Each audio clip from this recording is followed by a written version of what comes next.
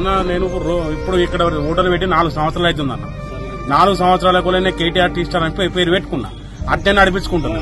ఇలా పొద్దుగాల మన కలెక్టర్ గారు వచ్చిరట, కలెక్టర్ గారు చూసిపోయారు వాళ్ళకి మన మున్సిపల్ అధికారులకి ఏం చెప్పారో మాకు తెలుసు.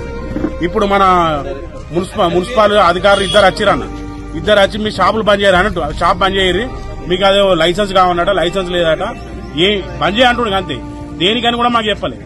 అన్న ఏంటిదంటే లైసెన్స్ కావాలంట, ఆ లైసెన్స్ ఏంటో నాకు తెలియదు, ఆ లైసెన్స్ తీసుకుంటా, అది ఏంటిదో కూడా నాకు తెలియదు. నేను రోడ్డు మీద ఛాయ పోయి బతికటోని.